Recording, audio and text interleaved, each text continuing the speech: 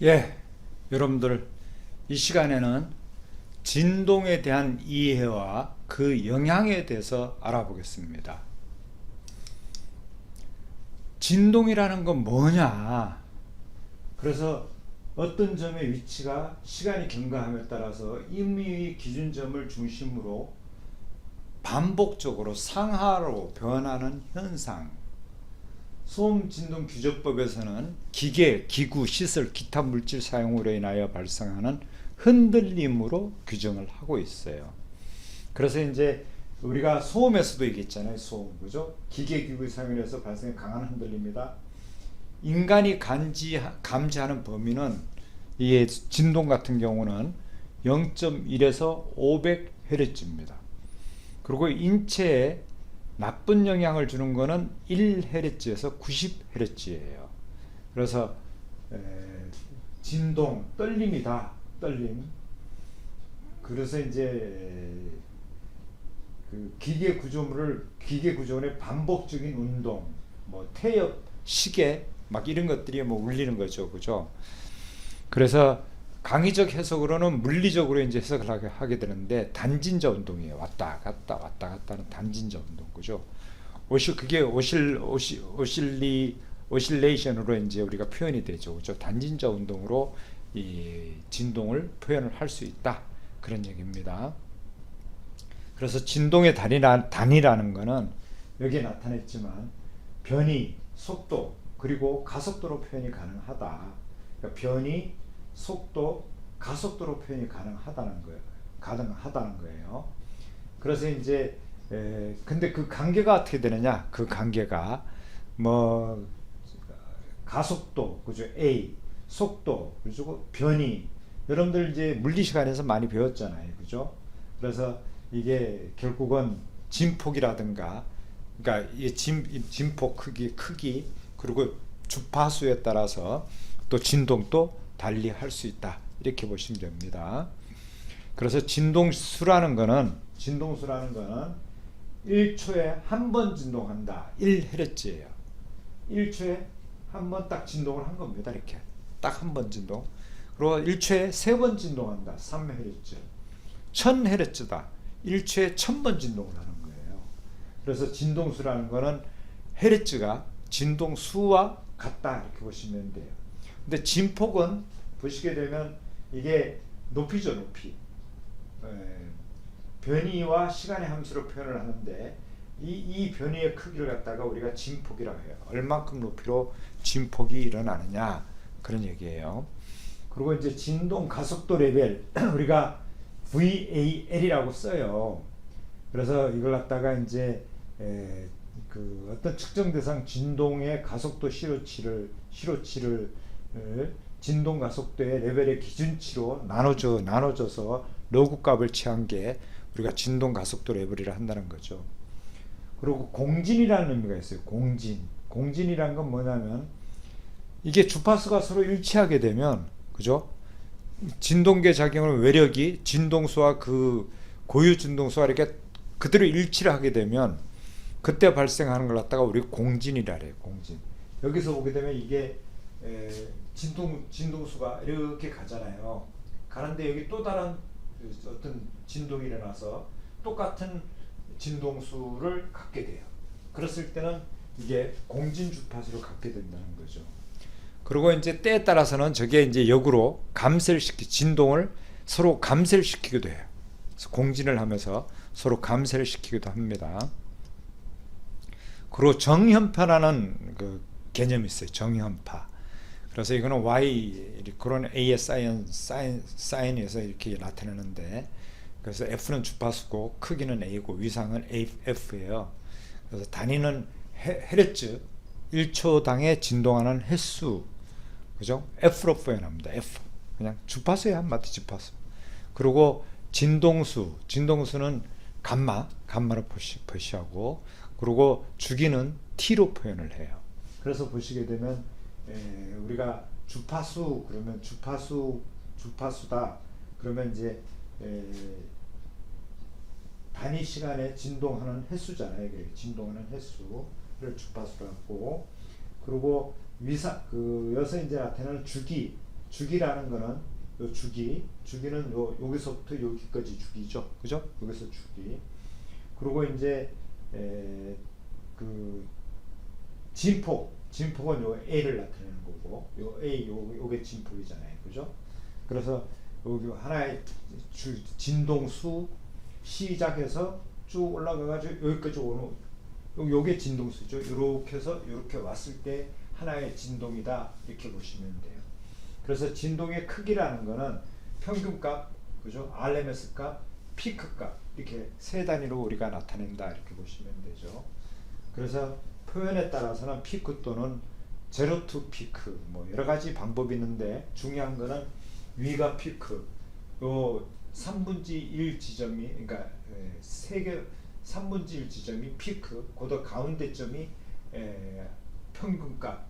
그리고 이제 여기서 위에 피크랑 아래 피크를 갖다가 피크 투 피크 이렇게 표현을 한다는 거예요. 그래서 공해 진동, 공장 진동, 건설 작업 진동, 교통 진동으로 분류가 가능해요. 예? 그래서 공해 진동이다 그러면 일반적으로 이렇게 얘기를 하는 거고, 공장 퍼센트로 봤을 때는 공장 진동이 그래도 굉장히 많다. 또 건설 작업 진동이 20-30%, 하여튼 민원이 저렇게 들어온다는 거예요. 그래서 이제 이게 진도계와 진동 가속도 레벨에 따른 비교를 한번 해보게 되면, 일단은 무간, 미진, 경진, 약진, 그죠? 그러니까 이게 진도를 갖다가 이렇게 0, 진도 0, 진도 1, 진도 2, 진도 3 이렇게 나타냈을 때 이런 거고요. 진도 4는 중진, 진도 5는 강진, 진도 6은 열진, 진도 7은 격진 이렇게 표현을 해요. 그러니까 진도가 벌써 이게 4도 이상 뭐 5도 가면 건물이 무너지기 시작한다 이렇게 보시면 되는 거죠. 그래서 이제 이 건축물의 진동이 있을 수 있어요. 건축물의 진동.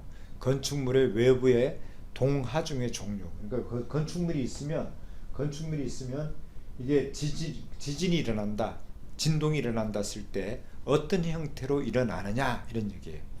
그래서 동하중으로는 지진하중, 바람에 의한 풍하중, 교통하중, 크게 이렇게 세 가지로 나눠진다는 거예요.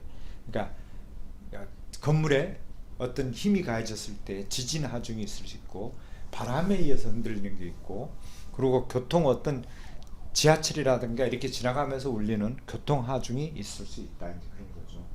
그래서 풍하중은 0.01에서 1Hz, 그리고 지진하중은 1에서 2Hz, 교통하중은 1에서 5Hz 순으로 저주파대의 특성을 가지고 있다 이런 얘기입니다.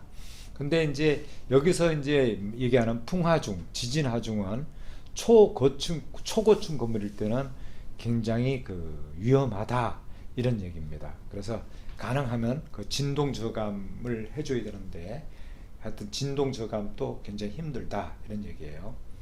그리고 등감각 곡선이라고 있어요. 등감각 곡선. 그러니까 소음에 대한 우리 기의 청감 주파수에 따라 다르듯이 인체 진동수에 대한 감각도 진동수에 따라 틀려요. 그래서 그걸 보정을 해줍니다. 보정. 그래서 등감각 보듯이 수직 진동은 4에서 8Hz에서, 수평 진동은 1-2Hz에서 가장 민감해요. 그래서 이제 소음계에서 등청감 곡선이라 해서 그걸 기초해서 청감 보정 회로를 이게 그러니까 보정을 시킨 걸 갖다가 우리가 소음 레벨이라 하는 것처럼 우리가 진동계에서도 똑같이 보정을 해줍니다. 보정을 해서 진동 레벨을 잡아줘요. 그래서 우리 신체가 이렇게 느끼는 정도를 잘 반영을 한다는 거예요. 이렇게. 그래서 우리가 못 느끼는 지점이 있는데 그런 것들은 생략을 하고, 우리가 신체가 잘 느낄 때 그런 걸 잘 이렇게 보정을 해서 곡선을 갖다 직선으로 쫙 그어주게 해주는 걸 갖다 우리 보정 곡선 이렇게 생각하면 돼요. 그래서 특히 수평 진동하고 수직 진동에 뭔가 이렇게 차이가 좀 있으니까 그거를 좀 이렇게 서로 보정을 해서 느낌이 같게 만들어준다 이렇게 생각하시면 될 것 같아요. 자, 그럼 이 진동이 인체에 미치는 영향이 어떠냐 이런 얘기예요. 소음과는 약간 차이가 있으니까 한번 같이 보면 좋을 텐데, 하여튼 진동 주파수 범위가 0.1에서 500Hz 영역이다. 우리가 느낄 수 있는 게 0.1에서 500Hz예요. 이 중에서 가장 심한 영향을 주는 게 1에서 90Hz예요. 주파수가. 그래서 진동 주파수가 1에서 90일 때 진동 레벨이 60dB 이상일 경우에 인체에 민감하게 작용을 한다. 그래서 60에서 70 정도가 되면 수면에 지장을 주고 145dB이 되면 굉장히 힘들어진다는 거죠. 그래서 이제 근데 인체에 어떤 현상이 나타나느냐? 생리 기능에도 영향을 미치고 작업 능률에도 영향을 미치고 또 이제 주민들한테 정신적 일상생활을 방해하는 영향을 주게 되고 또 때에 따라서는 신체에 장애 현상을 일으키기도 해요. 이 손에 그죠? 저기 보시면 이렇게 그림이 나와 있죠. 그죠? 손에 색상으로 피를 안 통하게 한다든가 그러니까 그 혈관 조직에 방변이 일어날 수 있다는 거죠.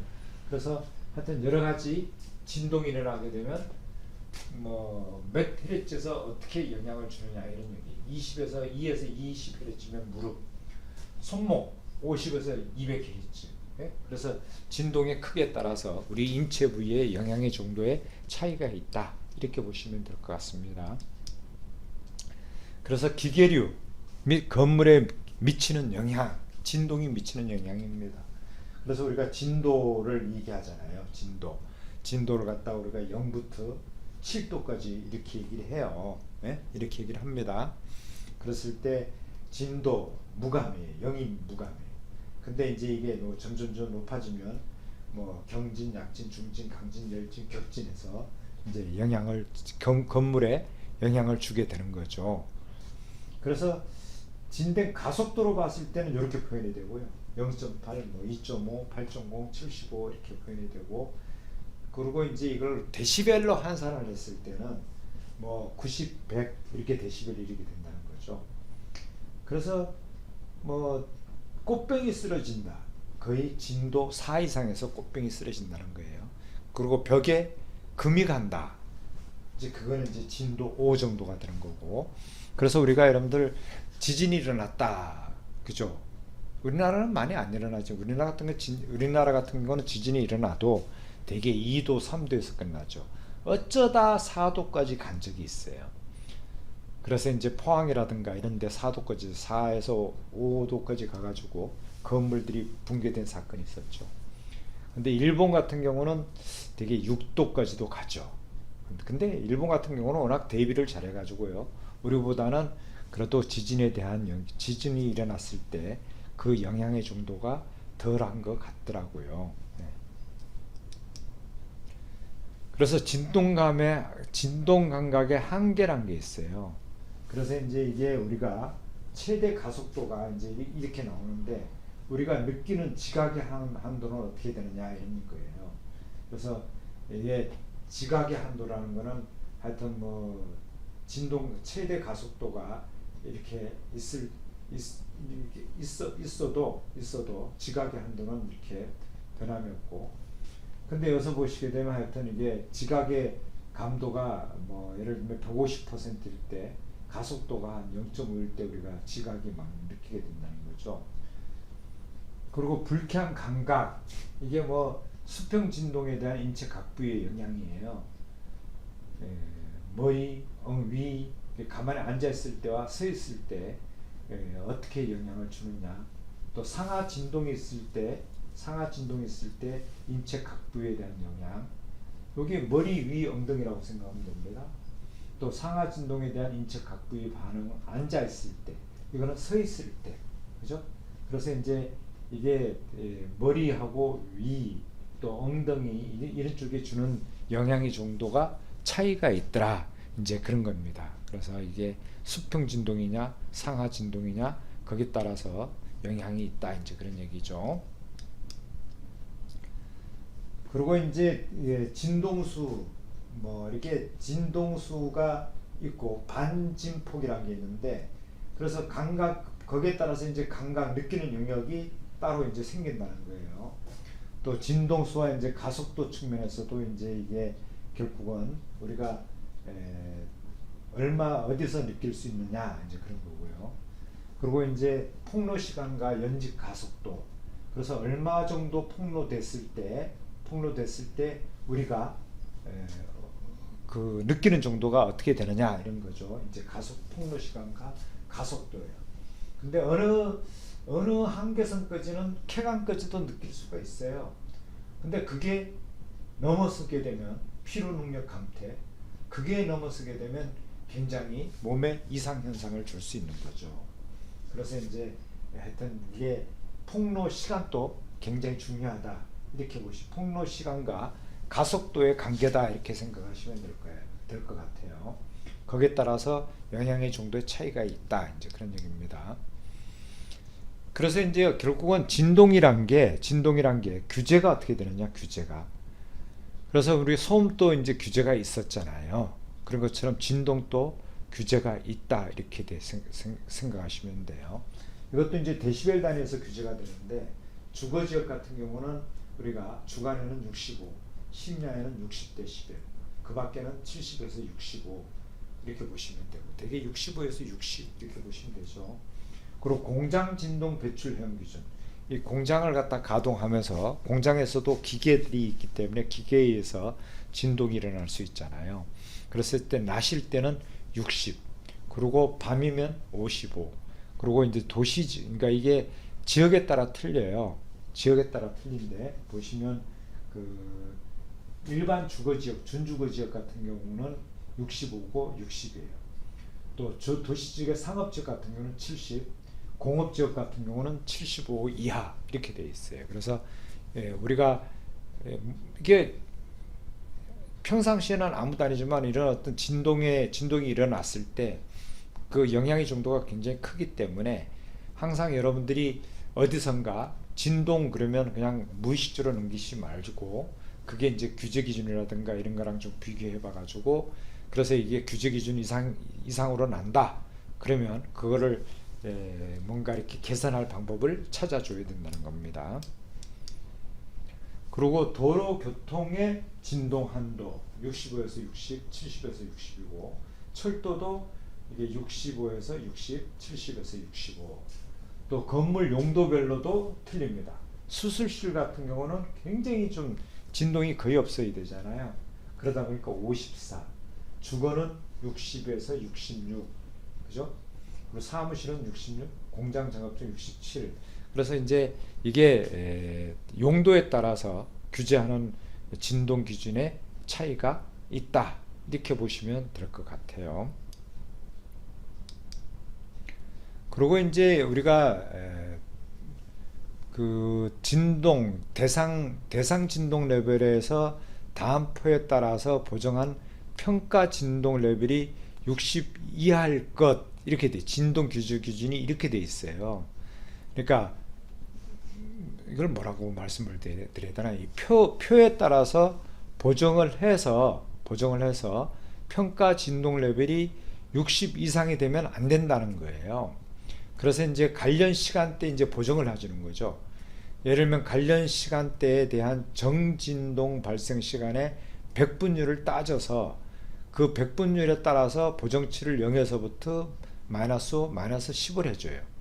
그래서 이제 그러니까 데시벨에서 해주는 거예요. 그리고 이제 지역별로 또 도시 지역이냐, 그죠? 도시 지역에서 지역별로 또 이게 보정을 해주고, 그랬을 때 평가한 진동 레벨이 60데시벨 이하여야 한다 그런 거예요. 그래서 이제 이런 보정률을 통해서 또 뭔가 규제를 한다는 거죠. 그래서 이제 그 시간대에 따라서 보정을 해주고, 또 이제 정진동의 발생 시간의 백분율에 또 이제 진동이 발생되는 시간의 백분율에 따라서 또 보정을 해주고, 그래서 평균값을 내서 하여튼 이거를 규제를 한다는 거죠. 그냥 이게 갑자기 일시적으로 팡 높아진 걸 가지고 규제를 하면 문제가 있잖아요. 그래서 상황에 따라 평균값을 내서 60데시벨 이하로 규제를 하고 있다 이렇게 보시면 되죠. 그래서 진동의 측정은 어떻게 되느냐? 그래서 이제 그 기본적인 거는 가진 장치, 그리고 센서, 신호 조절기, 해석기 이렇게 돼 있어요. 그래서 이게 가진기. 이 가진기가 이렇게 움직이게 되면 이게 음닥 센서가 있고 이 가속대가 있어서 그걸 신호로 받아들이는 거죠. 그걸 해석을 해서 하여튼 그 값으로 나타낸다 이런 얘기예요. 그래서 진동 측정에는 이 가진 장치라는 게 굉장히 중요해요. 가진 장치. 이게 그 응답, 그러니까 뭔가 진동에 의해서 뭔가 이게 떨림이 있을 때 이거를 레스폰스 응답을 해줄 수 있는 그런 능력을 가진 거를 얘기하는 거죠. 그래서 기계식 가진기가 있고 전기 유압식 있고 전자식 가진기가 있어요. 그래서 이런 가진기를 이용해서 하여튼 이렇게 진동 측정기를 만들고 있다 이렇게 보시면 될 것 같아요. 그래서 이제 그 진동을 측정하는 측정 장치인데요. 이런 장치입니다. 이런 장치. 요게 가진기죠. 요게 가진기. 이걸 집어넣고 이게 막 진동이 있는 데다 놓으면 요게 떨림을 받아서 요게 측정을 해서 요게 P캅이에요. P캅. 그러니까 진동을 감지하는 부위이죠. 그래서 진동의 크기에 따라서 전기적 출력을 내는 게 이제 요 기계고. 그래서 이제 이게 레코더로 돼가지고, 그죠? 옛날엔 레코더로 나왔는데 요즘은 이제 디지털로 다 돼가지고 순간적으로 뭐 평균값도 나오고, 그죠? 잘 계산돼서 잘 나와요. 그래서 이제 저희들도 때에 따라서는 뭐 솔직히 원리라든가 이런 걸 알 필요가 없잖아요. 때에 따라서는 진동을 좀 측정하기를 원한다 했을 때는 저희들이 진동기를 빌려다가 가서 측정을 하기도 합니다. 그리고 이제 건물 내 진동 평가 기준이 어떻게 되느냐? 다음과 같은 물리적 변수에서 작용이 된다. 진동의 강도, 진동 신호의 주파수 성분, 진동에 노출되는 시간, 인체에 가해지는 부위와 전달 시간. 그래서 이제 이런 걸로 하여튼 국제 표준화 기구에서 진동의 기준을 규정하고 있습니다. 그래서 이제 여러분들이 좀 그래도 좀 궁금해할 것 같아서 조금 지진에 대해서 지진과 진동에 대해서 좀 더 우리가 얘기를 좀 해야 될 것 같아서 좀 마지막 장에다 좀 집어넣어 봤어요. 그리고 또 여러분들 궁금하시잖아요. 마그네튜드 알아요? 마그네튜드. 절대적인 세기의 척도이고 지진 에너지 측정을 통해 계산되는 게 마그니튜드예요. 흔히 말하는 마그니튜드 5.8의 지진. 그러면 이제 이게 그 규모를 나타내는 거예요. 그 규모. 근데 진도는 특정 장소에서 느껴지는 상대적인 세기 척도를 나타낸 거예요. 특정한 장소에서 느껴지는 상대적인 세기의 척도. 근데 이거는 지진의 에너지를 측정하는 거고요. 그래서 이제 우리가 그 1도부터 12도까지 구분이 가능해요. 네? 진도를 갖다가 1도부터 12도까지 구분이 가능하다. 그래서 보시면 미세한 진동, 실내에서 극히 소수의 느낌. 아까 저희들이 건물 전체가 흔든다, 깨진다, 이렇게 5 정도라 했죠, 그죠? 10위까지는 지면이 파도 형태로 움직인다, 그죠? 이런 일이 있으면 안 되죠. 큰일 나죠, 진짜, 그죠? 진짜 큰일 납니다. 그래서 1도부터 12도까지 나눠진다는 거예요. 근데 마그네튜드라는 거는 매그니튜드라는 거는 1부터 10까지 나타내요. 그래서 1에서 1.9 발생하는 에너지 폭약 480g이다. 지진계가 감지할 수 있는 정도다. 마그네튜드 5에서 5.9는 약한 건물이 파손되는 등 피해가 발생한다. 6에서 6.9가 되면 주택이 무너지는 등의 일이 있고, 그리고 7점에서 7.9 같은 경우는 아파트 등 큰 빌딩이 무너진다. 그리고 이제 8에서 8.9에서는 해일이 발생한다. 하여튼 그런 거죠. 그래서 이제 이게 진도는 이제 특정 장소에서 느껴지는 상대적인 세기의 척도고, 그리고 이제 마그네튜드라는 거는 하여튼 진동에서 일어나는 에너지의 척도다. 이렇게 보시면 돼요. 에너지의 척도. 그랬을 때 뭐 어느 쪽을 뭐 실내에서 하느냐 뭐 그건 뭐 관계없는데 어느 쪽도 뭐 상대적으로 표현을 해도 괜찮아요. 근데 좀 더 과학적인 거는 마그네튜드로 나타내는 게 맞는 거죠. 그래서 여러분들 뭐 진도다, 마그니튜드 하면 이게 어느 정도 크기라는 걸 여러분들이 이렇게 좀 이렇게 이 표를 보고 좀 사전에 알아두시면 여러분들이 아마 진동을 공부했구나 하는 정도로 도움이 좀 되실 것 같아요. 그래서 이번 시간에는 진동에 대한 이해와 그 영향에 대해서 알아봤습니다. 여러분들 수고하셨습니다.